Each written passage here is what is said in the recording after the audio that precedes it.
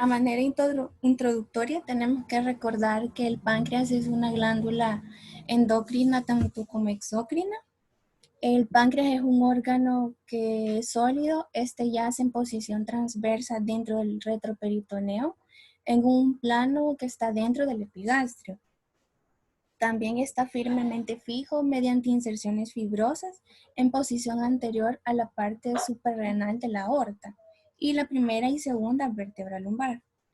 En circunstancias normales, el páncreas mide alrededor de 15 centímetros de largo y llega a pesar menos de 110 gramos. También secreta en promedio 1500 ml de jugo pancreático al día.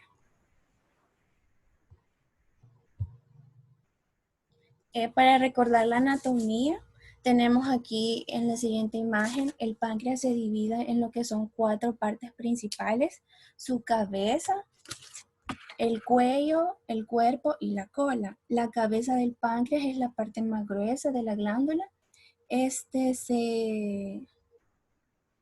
Se llega a medir de 2 a 4 centímetros. Se encuentra en posición del espacio de la curva entre la primera y segunda porción del duodeno. El cuello es la parte que conecta tanto a la cabeza con el cuerpo y está en posición transversa.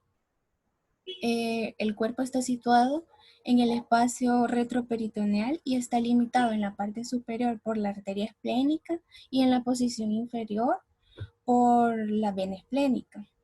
La cola está fijada en el retroperitoneo y esta es la que se extiende adyacente al hilio pancreático.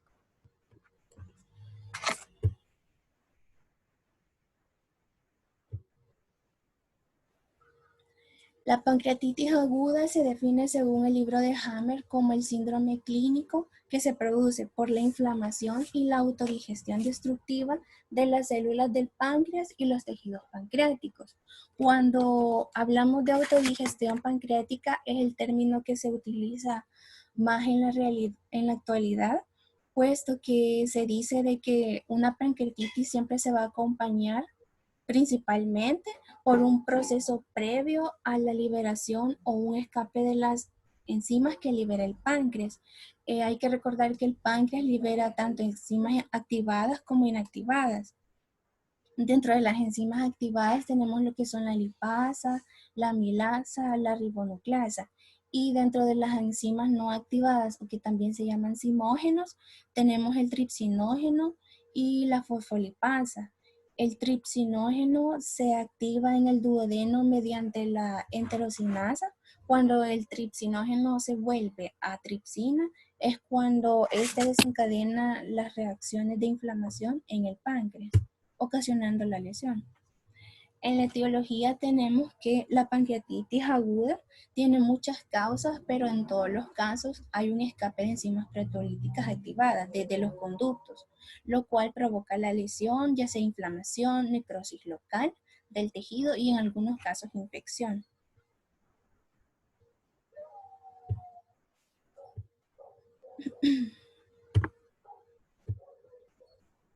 En la siguiente imagen podemos ver en la parte de arriba tenemos las causas. En la parte derecha, como se puede ver, puede existir ya sea, por ejemplo, una obstrucción del conducto o en el otro caso va a ser una lesión de las células acinarias del páncreas.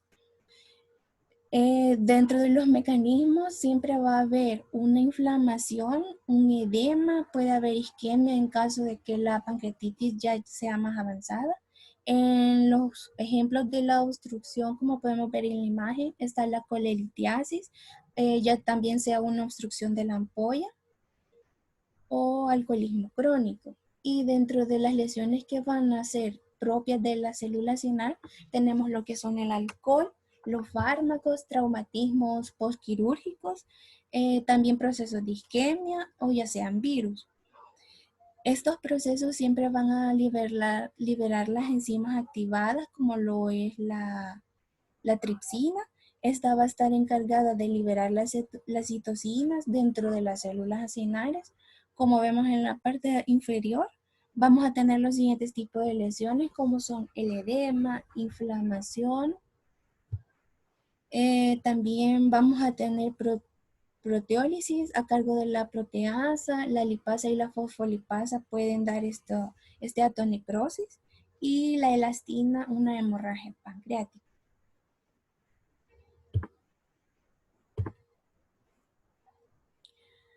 El libro de Harrison nos plantea este cuadro que contiene las causas más comunes de una pancreatitis aguda.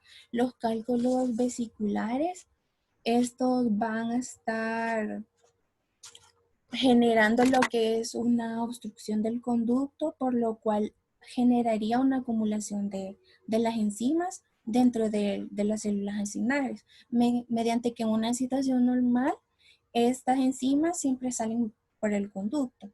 Tenemos el alcohol. Se dice que el alcohol se relaciona con el metabolito, que es el acetoaldehído.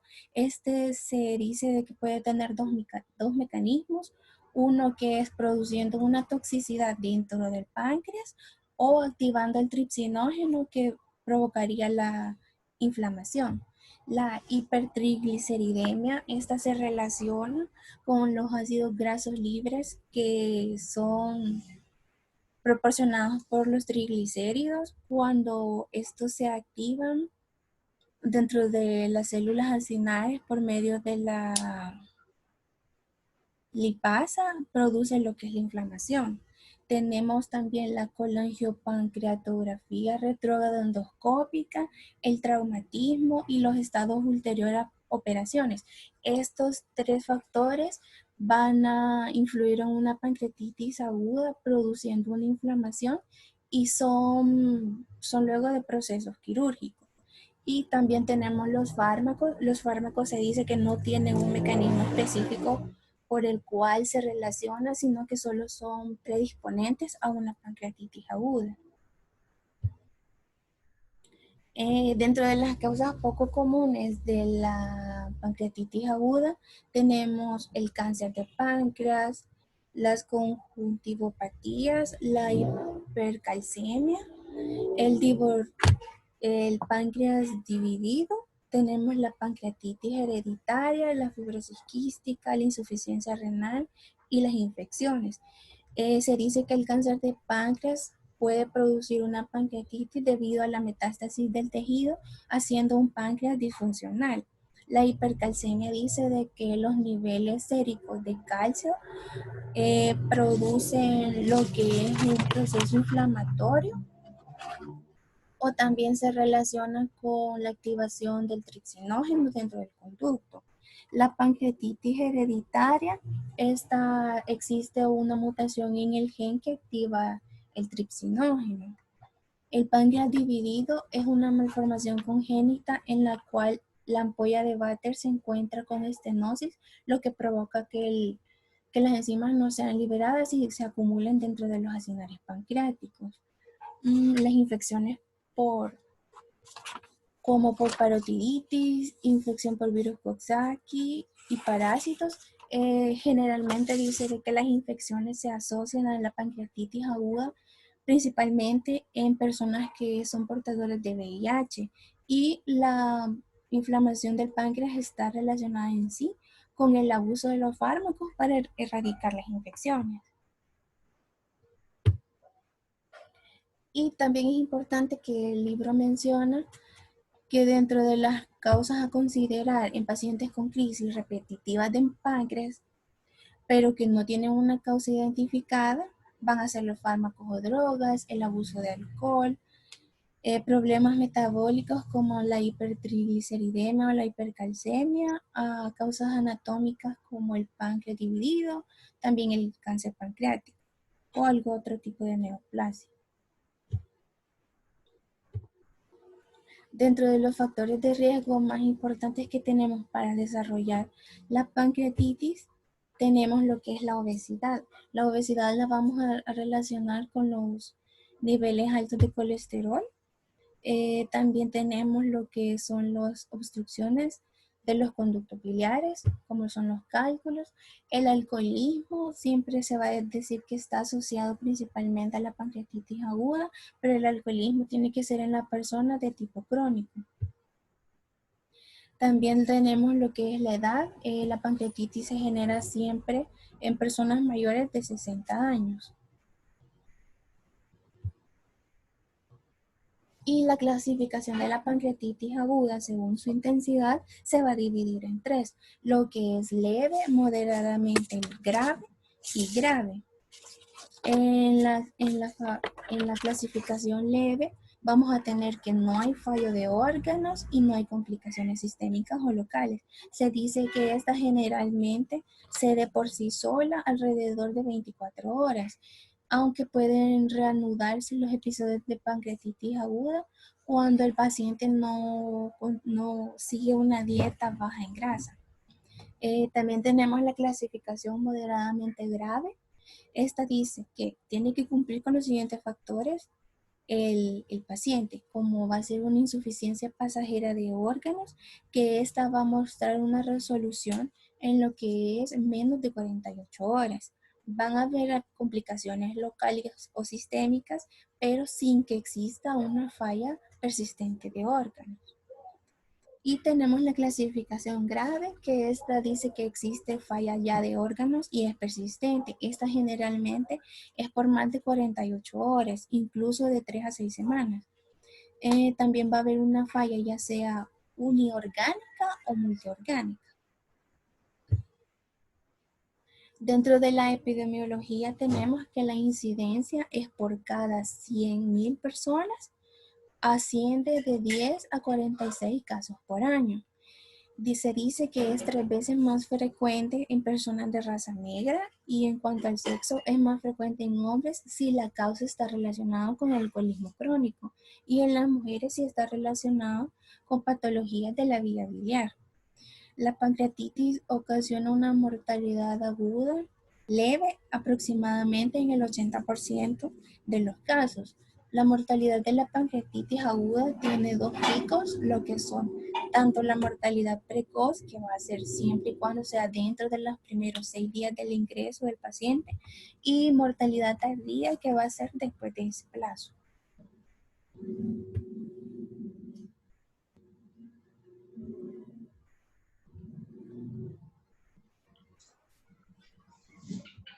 Continuando con lo que es la presentación clínica y las manifestaciones clínicas de la pancreatitis aguda, esta se va a presentar de forma variable en los pacientes. En un porcentaje de pacientes va a ser transitoriamente leve, de 2 a 3 días, sin dejar secuelas importantes. Entre las características o las manifestaciones clínicas más comunes, vamos a tener 3, que es el dolor abdominal, las náuseas y los vómitos. El dolor abdominal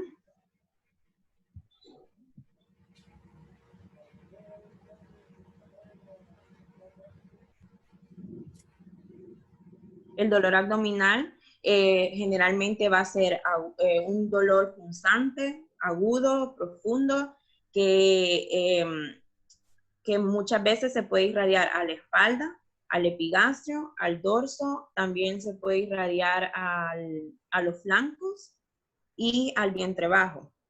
Por ese motivo, muchas veces se puede confundir con otras manifestaciones o enfermedades en el cual el dolor abdominal sea el que está más presente. Tenemos las náuseas y los vómitos. Estos generalmente se van a generar por la hipomotilidad gástrica y también por lo que es la relajación del esfínter gastroesofágico. Y un porcentaje de los pacientes nos puede presentar fiebre. Esta puede ser debido a la liberación de pirógenos endógenos durante la inflamación.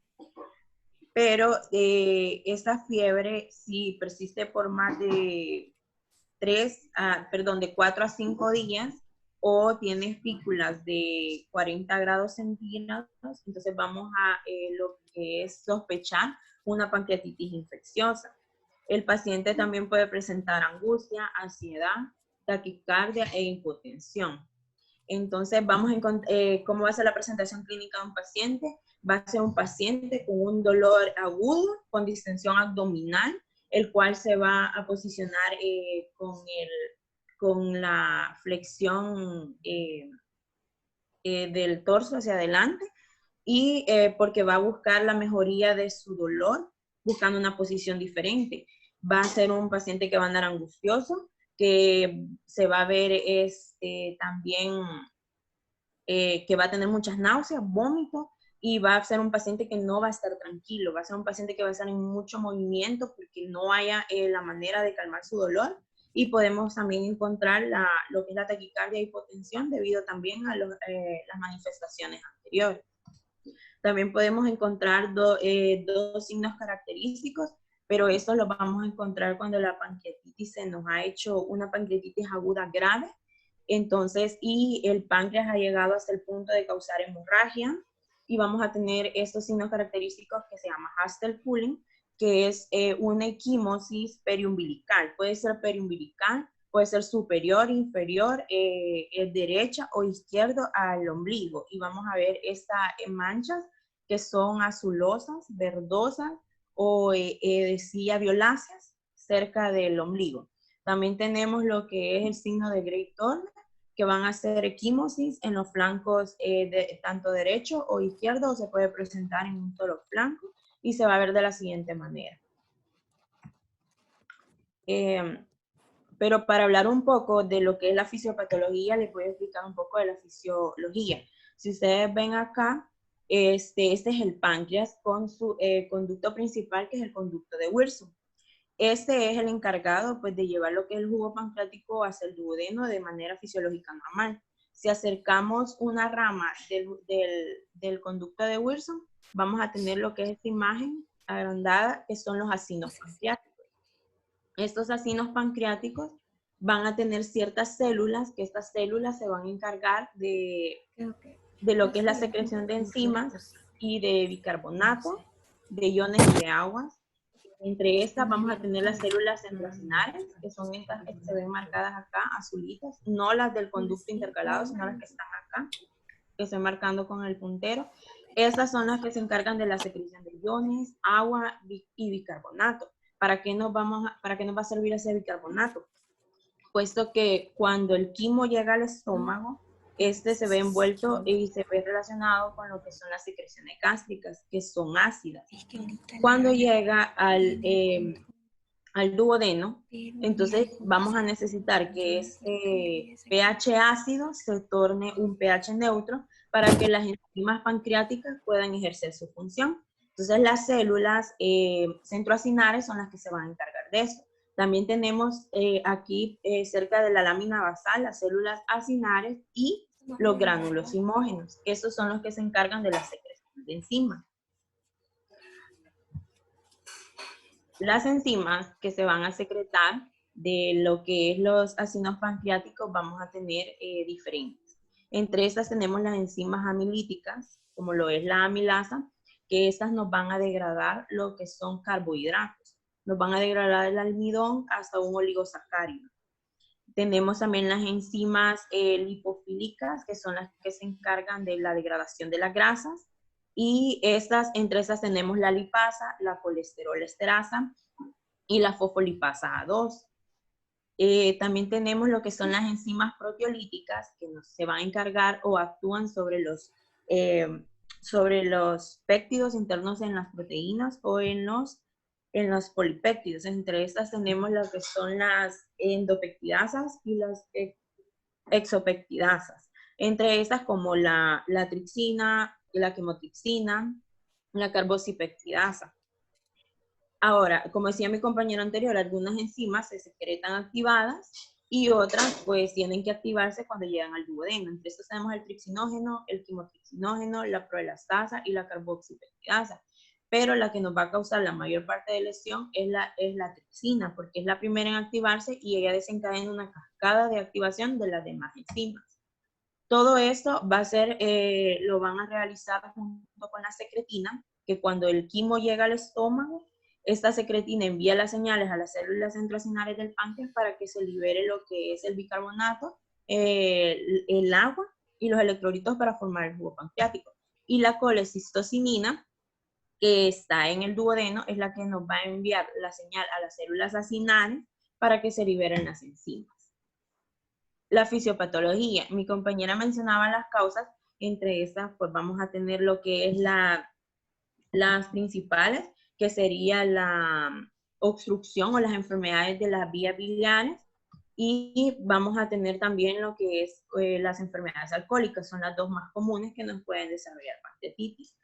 Las enfermedades de las vías biliares generalmente puede ser por una obstrucción en la ampolla de Vatel, que es cuando se ha unido el conducto colédoco con el conducto de Wilson, y esta obstrucción lo que va a provocar es que el jugo pancreático no se libere en el intestino y se quede en el páncreas, y ahí se activen las enzimas por medio de otras hidrolasas lisosómicas que se encuentran como la catexina B, y ellas van a empezar a ejercer su función dentro del páncreas.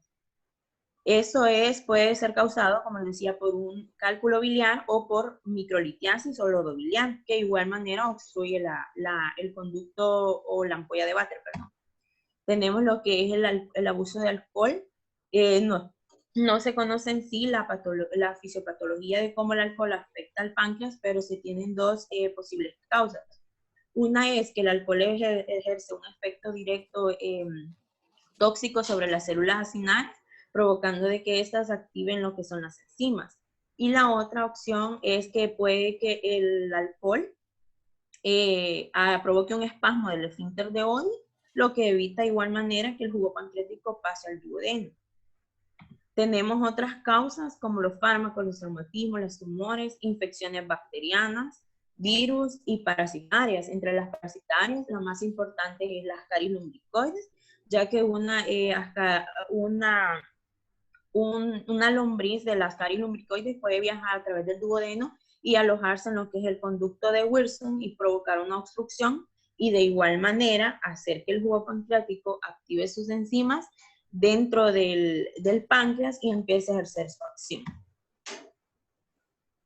La patogenia tiene tres fases. La fase inicial, que se caracteriza por la activación de las enzimas digestivas pancreáticas y el daño a las células acinales. En especial, la activación de la tripsina va a ser la primera, porque esta puede ser activada por hidrolasas lisosómicas, como la catexina B, que se localiza junto con las enzimas digestivas dentro del páncreas.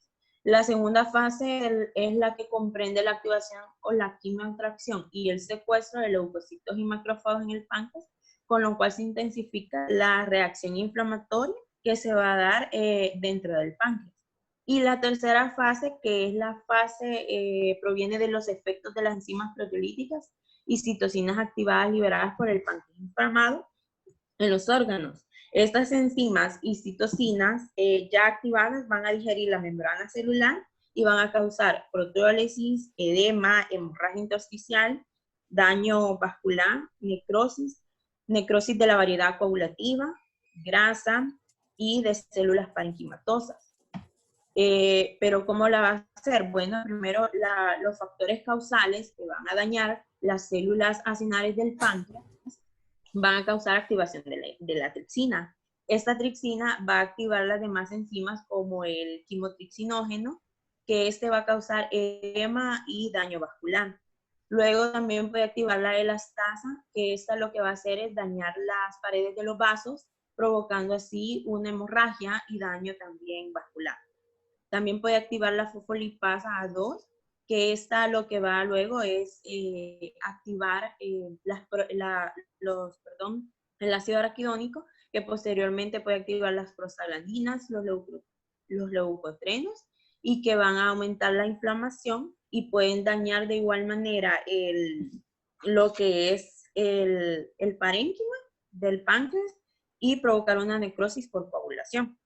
Y también tenemos que la lipasa, esa se va a activar directamente por el daño celular en el ácido pancreático. Y esto lo que va a hacer es que ella, ya que su acción es directamente sobre las grasas, ella va a comenzar lo que es su acción sobre el tejido adiposo del páncreas. Entonces, lo que nos puede llevar a causar lo que es una necrosis grasa.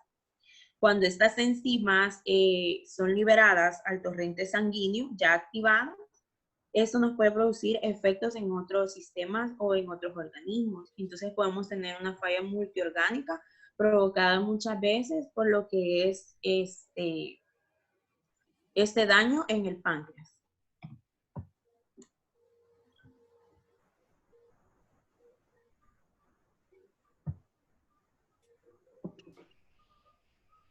Bueno, pues continuando, ya les traigo las complicaciones de la pancreatitis aguda. Las complicaciones se dividen en tempranas y tardías. Dentro de las complicaciones tempranas, el paciente puede llegar a presentar lo que es el choque, que se va a dar por diversos factores interrelacionados, como lo es la hipovolemia y la hipotensión. La hipovolemia puede sobrevenir por exudación masiva de plasma y hemorragia hacia lo que es el espacio retroperitoneal, o también por la acumulación de líquido en el intestino. También puede haber hipovolemia e hipotensión por la liberación de cininas hacia lo que es la circulación general. La liberación de cininas va a provocar que haya una vasodilatación provocada por la liberación de enzimas inflamatorias, como lo es la bradicilina y la calidina. La vasodilatación lo que va a hacer es que haya un aumento de la frecuencia de los pulsos y una disminución de la frecuencia arterial. Esto va a generar lo que es la hipotensión. La contracción del volumen intravascular combinado con la hipotensión va a generar ciertas complicaciones en el paciente, como lo es la isquemia miocárdica, isquemia cerebral, insuficiencia respiratoria, disminución del gasto urinario y una insuficiencia renal a causa de una necrosis tubular aguda. La siguiente complicación es una coagulación intravascular diseminada. Esta se da como resultado de la liberación y expresión del factor tisular durante la proteólisis, que va a activar lo que es la cascada de coagulación plasmática, que va a ocasionar que se produzca la coagulación intravascular diseminada. La hipercoagulabilidad de la sangre también se puede dar por los niveles altos de enzimas de factor de coagulación, como el factor 5, el factor 8. Se vean afectados y que padezcan esta afección, van a presentar una pigmentación hemorrágica al nivel de lo que es el ombligo, lo cual se conoce como el seno de Cohen, que ya se les mencionó a mi compañera, y a nivel de los flancos, que se conoce como signo de Grey-Turner. La siguiente complicación son las complicaciones pulmonares, que son una de las manifestaciones más temidas de la pancreatitis aguda. Se presentan el 15 al 50% de los pacientes y las complicaciones van desde lo que es una hipoxia hasta lo que es una insuficiencia respiratoria. Se estima que el 50% de las muertes tempranas por pancreatitis aguda severa se da por una insuficiencia respiratoria que es causada por una lesión pulmonar aguda y profunda. La fisiopatología de esta lesión se da por diversos factores. Uno de ellos es la destrucción de las células endoteliales del capilar alveolar, que está mediada por enzimas pancreáticas activadas circulantes, como es la fosfolipasa A2 y la elastasa. La fosfolipasa A2 lo que hace es destruir el surfactante pulmonar, que es una barrera alveolar importante. La siguiente complicación es el derrame pleural. El derrame pleural, decía que con frecuencia una pancreatitis aguda se va a ver acompañada de un pequeño derrame pleural, por lo regular del lado izquierdo. Esta puede ser consecutivo a un efecto directo del páncreas inflamado y tumefacto sobre la pleura colindante con el diafragma. O también se podría deber al paso de líquido exudativo del lecho pancreático retroperitoneal hacia lo que es la cavidad pleural. El derrame pleural puede contribuir a que se genere una atelectasia segmentaria de los lóbulos inferiores, provocando así que haya una desproporción de lo que es la ventilación y la perfusión, llevando al paciente a lo que es una hipoxia. La siguiente complicación. Hay que tener en cuenta de que cuando existen derrames pleurales izquierdos, es idealmente hacer estudios, especialmente de TAC, para evaluar si el paciente está presentando un pseudoquiste pancreático. Cuando un paciente presenta una pancreatitis, un derrame pleural izquierdo y hay por estudios tomográficos un pseudoquiste pancreático, hay que pensar que ese paciente ha generado una fístula pancreatopleural, se le llama. Eso no se les va a olvidar nunca porque a veces por ultrasonografía los pseudoquistes pancreáticos, dependiendo la presencia de mucho gas a nivel de la región del epigastro, puede ser de que el radiólogo se le dificulte ver completamente toda la estructura pancreática. Entonces, si el paciente presenta un derrame pleural y presenta la pancreatitis, bueno, por obligación ustedes tienen que saber de que a todo paciente con pancreatitis aguda o crónica en un momento dado siempre tiene que tener un TAC porque ocupamos nosotros una clasificación que se llama la clasificación de Baltasar, que eso nos ayuda a determinar ciertas características de pronóstico en el paciente y también de tratamientos a aplicar.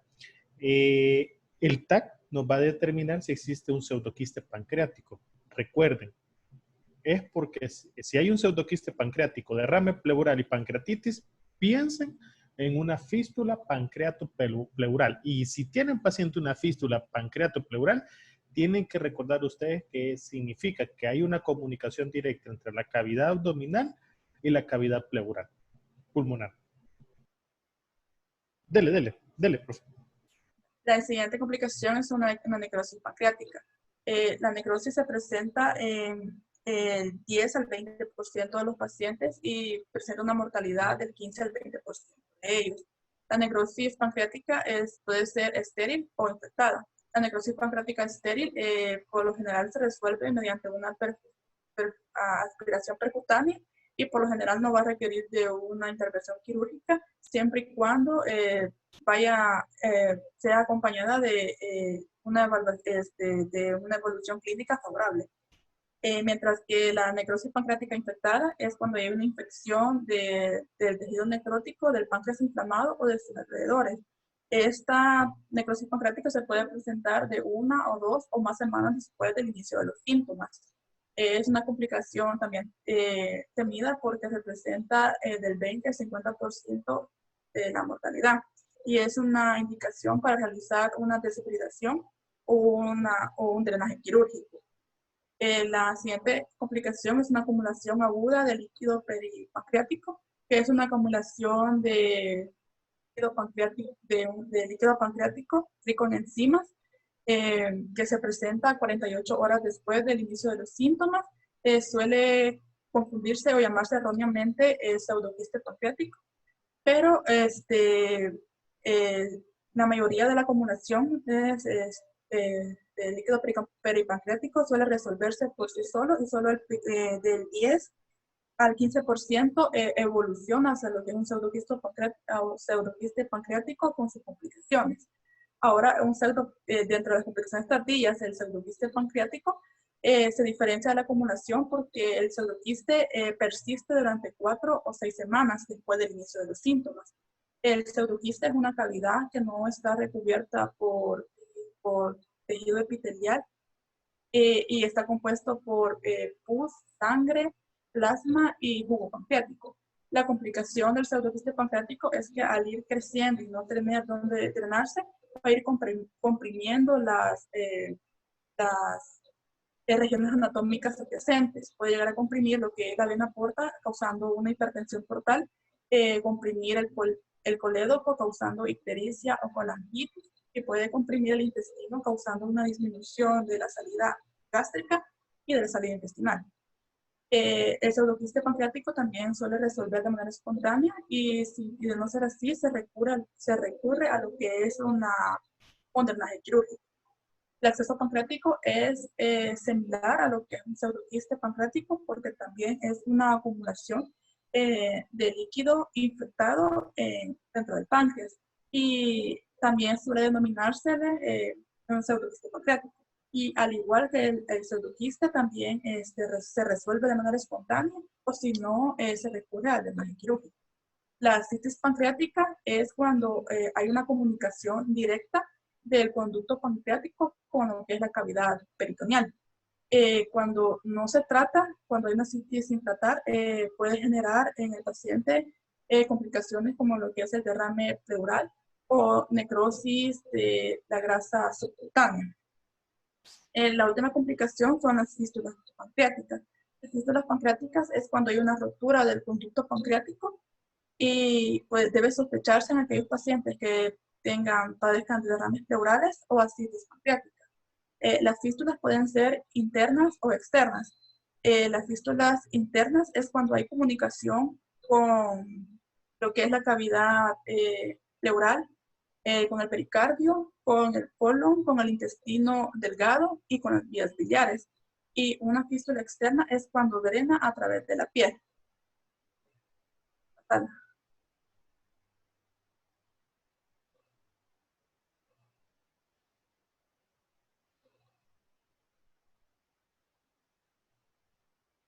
El diagnóstico. El diagnóstico se confirma con 2 de los 3 criterios siguientes.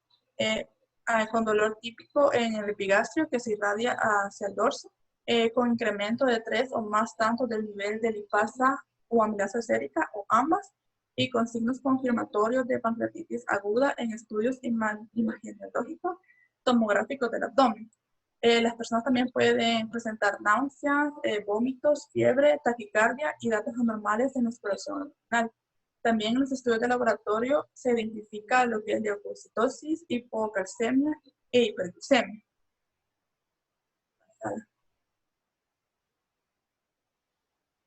En la Harrison aparece este cuadro donde nos brinda las enzimas y los estudios anatomopatológicos para diagnosticar una pancreatitis aguda. Las enzimas que se utilizan para diagnosticar la pancreatitis aguda son la amilasa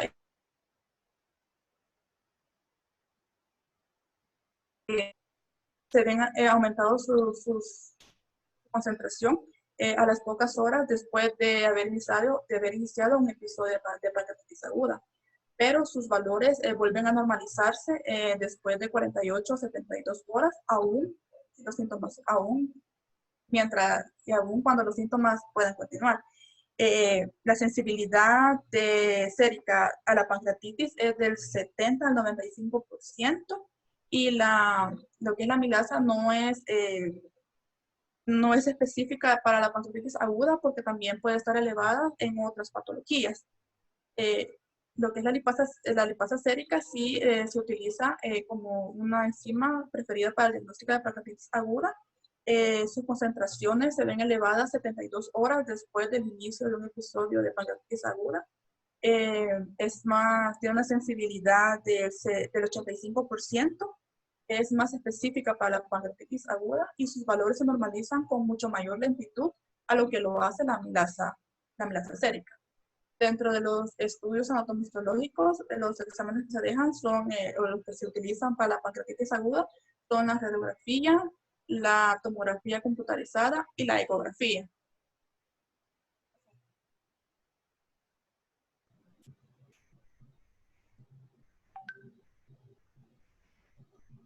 El pronóstico. La gravedad de la pancreatitis aguda puede estimarse mediante diversos métodos, mediante la evaluación clínica, pruebas bioquímicas, lavado peritoneal, una tomografía computarizada y criterios pronósticos. El pronóstico del paciente se relaciona de manera directa con el número de órganos que muestran insuficiencia. La Hammer de la 8ª edición muestra lo que son los criterios pronósticos para la pancreatitis aguda, muestran los criterios de Ransom y los criterios de Atlanta. Los criterios de Ransom son 11 criterios que se toman en cuenta, son 5 al momento de la admisión del paciente y 6 las 48 horas subsiguientes al ingreso. Con 3 criterios o más que presenta el paciente, ya se considera una pancreatitis aguda severa. También, según el número de criterios que presenta el paciente, así va a ser el grado de mortalidad que va a presentar. Si presenta de 0 a 2 es del 1%, de 3 a 4 del 16%, de 5 a 6 el 40% y de 7 a 8 el 100% de mortalidad.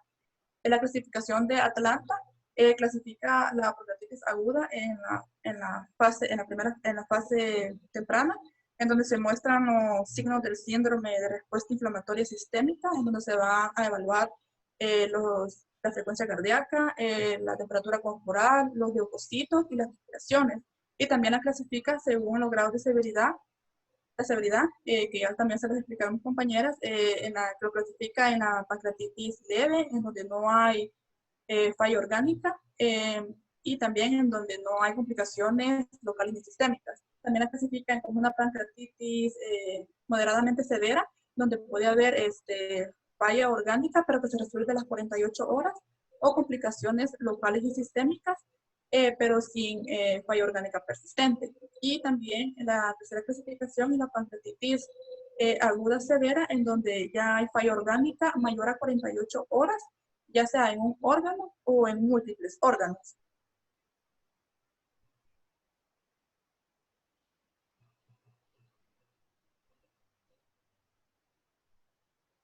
Eso ha sido toda la exposición.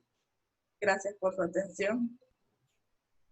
Vaya, regáleme por favor qué fármacos antihipertensivos pueden ocasionar pancreatitis. Los tiacídicos. ¿Él está dando copia? ¿O me está respondiendo? No sé, no estoy segura si era la enalapril. ¿Enalapril? ¿Solo enalapril? Doctor, es que decía también que los tiacídicos se dan muchas veces a los hipertensos y decía que los tiacídicos pueden causar pancreatitis aguda. Ahora la pregunta es, ¿solo tiacídicos y solo enalapril?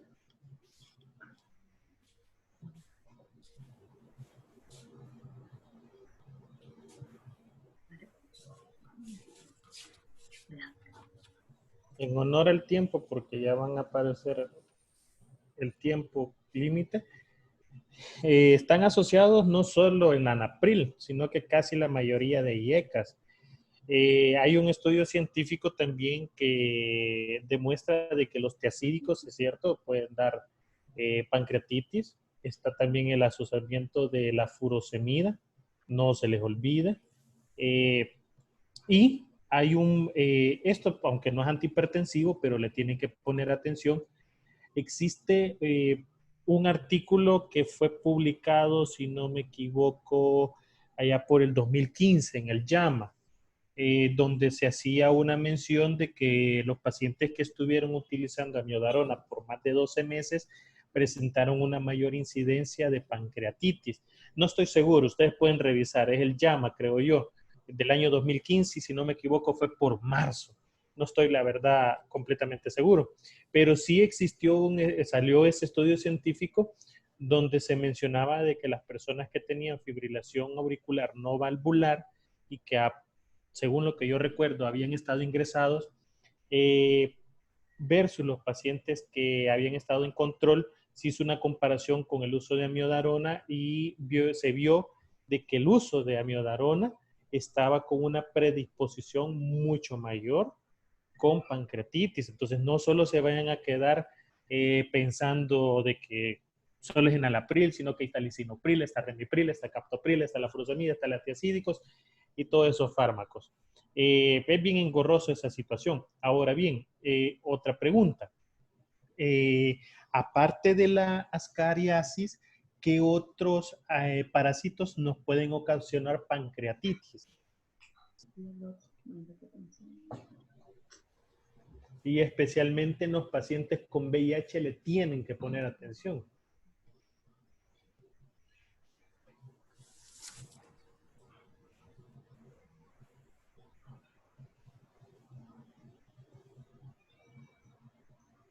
¿No?